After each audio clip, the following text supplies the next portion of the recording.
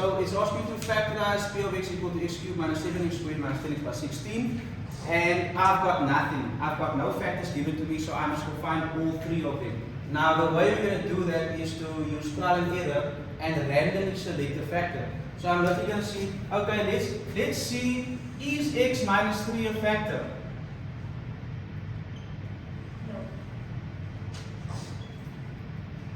I'm going to test that. I'm going to put P of 3 rather, because it's P of x here. So P of 3 equal to 3 to the power 3 minus 7 times 3 to the power of 2 minus 10 times 3 plus 16. And you of course can use a calculator to quickly check if your answer is 0. If your answer is 0, it means x minus 3 is a factor. Is that clear? So you don't know what the factors are. You need to go find one, at least one. Okay, so if it's not 1, then choose x minus 2.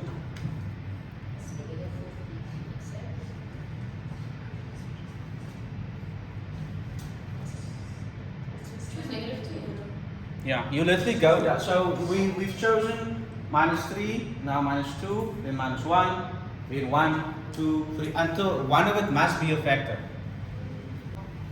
What? Minus 2. Minus 2 a factor. Okay, good. What do we get for this answer? Just so I can just complete this. Negative? Negative 50. Is that consensus for everyone? So P of 3 is negative 50. Okay, which means that x minus 3 is not a factor. So this is the process. This is the process that you're going through here. Your remainder must be 0. If it's not 0, it means that the factor you chose is not a factor. Okay? So let's clear this out. And you chose x minus 2 then. X plus 2. X plus 2. X plus Wait, what was f of 2 a factor or f of minus 2? F of minus 2. Was equal to 0. Yes. Which means that x plus 2 is the factor. Yes, x plus 2. But if it's minus.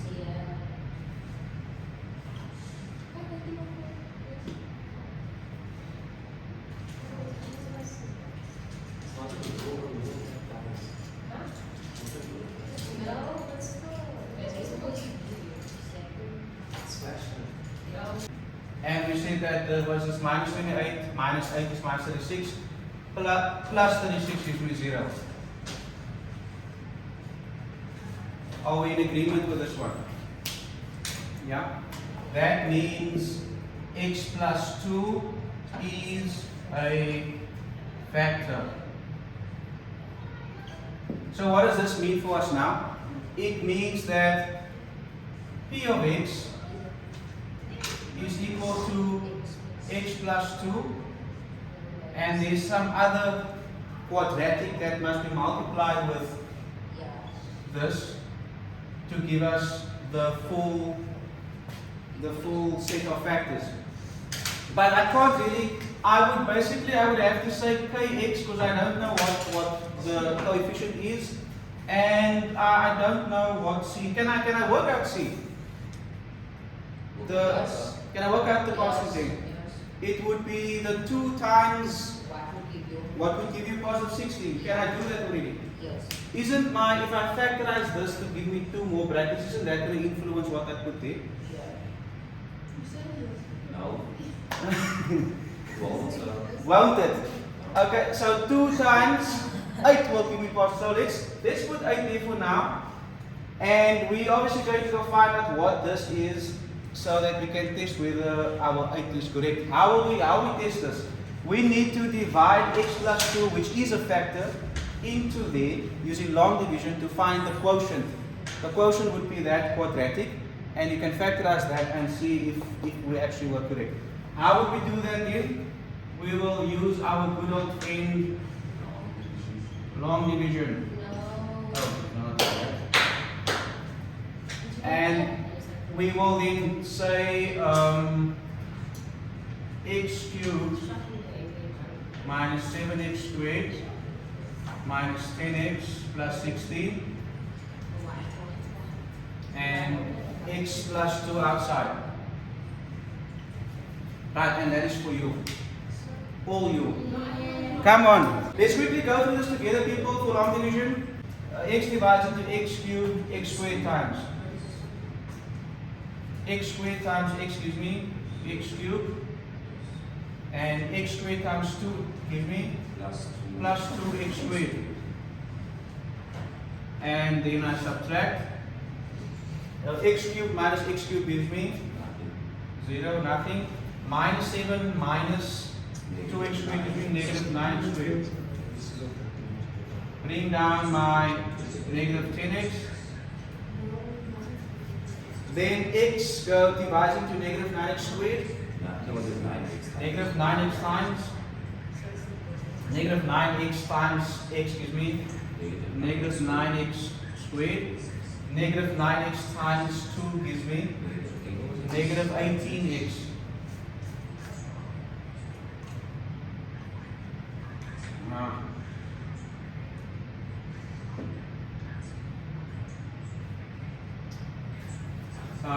Subtract, that's negative 9 plus 9 gives you 0. Negative 10 plus 18 gives me plus 8x.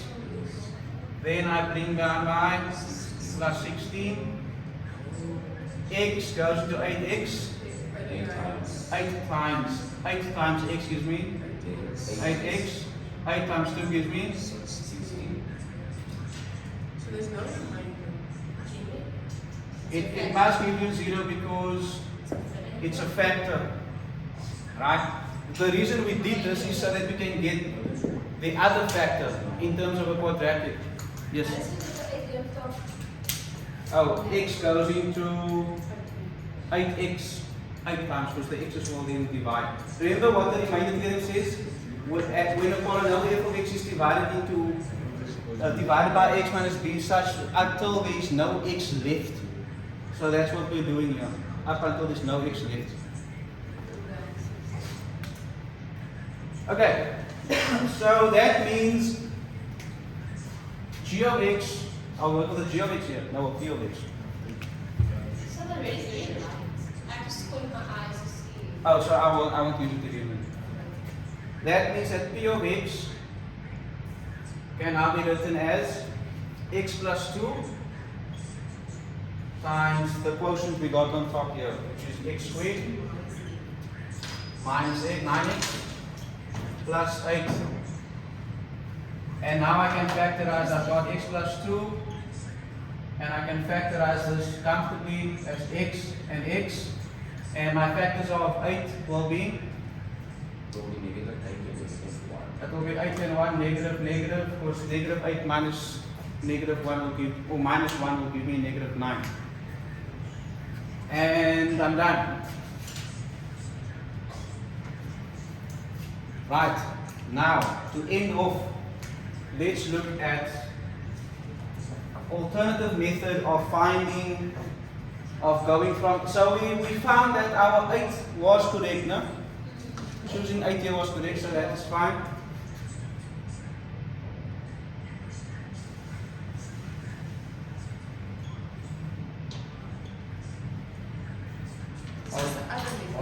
Yes, one of the others, there's a couple. We have, by trial and error, we found our first factor, right? By choosing random values, x plus 2, x minus 3, whatever. So we went through all those values, we found that x plus 2 is a factor, and then we were able to write p of x in terms of one factor and the remaining factor, which we could choose our final, our c or d value, but no k value. Now, first of all, if you follow this process, you can find your first factor and you can write the remaining factor in this form. That's the first thing I needed to note. In other words, you find your first factor and the stuff that's left can be written in terms of x squared plus kx, because you don't know what k is, plus whatever value must be multiplied with that to give you here. Remember the form of this, I think this is, oh that's very light. My bad. Try to use the purple. I'm going to try the purple now, that should be okay. This is the form ax cubed plus bx squared plus cx plus d. That's the polynomial standard form. Once you have your first factor, you can write the remaining factor as a quadratic with x squared plus kx plus whatever value must be multiplied with that one there to give you your d value. Is that okay? Once you've got this form, you can say, okay, well, p of x is equal to x plus 2, and I've got the remaining x squared plus kx plus 8, which means if I can find my k value, which we know should be minus 9, then I'm back here and I'm done. Okay? But how do I do that without long division? Well, I can say, I can choose the x squareds. I can say, well, my original equation or function has a negative 7x squared in it. Do we agree? And if I take this and I multiply that x with this term, I get a kx squared, right? And if I multiply these two together, I get 2x squared. Are we together? And if I use this, so in other words, these things must add up to my original negative 7x squared. And if I have this, I can then solve for k, provided that the x squareds disappear. So, Yes. where did we get the 8? We just use Say again. the 8. Yeah, the 8 is when we find our first factor, we then wrote the remaining factor in this form, right? X squared plus kx plus whatever must be multiplied with 2 to give me 16. Yeah. Okay. You have kx squared equal to negative 7x squared minus 2x squared, which is, and that is how I know that k is equal to negative 9, because I want to get rid of my x squareds to get rid of the other unknown, which means I'll be left with k is equal to negative 9, which is what we find by long division. So if I divide here by x squared on both sides, I have minus 9 and k, which means I can now go back here, put in minus 9, factorize, and I'm back there. And I didn't have to do long division to get there. Who is still uncomfortable with long division?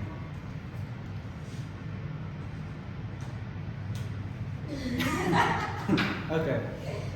I'm going to say to you, So I can do it until the first day, then I'm confused. why? But because this is a repeat of what you've done here at the You beginning. never get it, I was say I was x going to x. I forget I was say that. You always, because Jamie had the same question, you always divide the x into the first term, and it will usually be the term with the highest x degree. Okay, here you divide it into, you didn't divide x into x squared or x, you divided it into x to the power 3, right? Here you divide it not into 10x, into x to the power 2, the highest x value. Here, the only one with the x is 8x, so you divide into 8x, because 16 doesn't have an x. So the division happens with the x with the highest exponent. So divide, multiply, subtract, bring down, then repeat. So where did say that 2x to the power? Oh, I worked from here, and I combine the pairs that gives me x to the power 2's. So it will be that x with this, which will be kx to the power 2, And this x to the power 2 times 2 gives me 2 to the power 2. So you just look for the pairs that join up to give you x squared, and that must equal the original in the original equation. And then you work up for 5.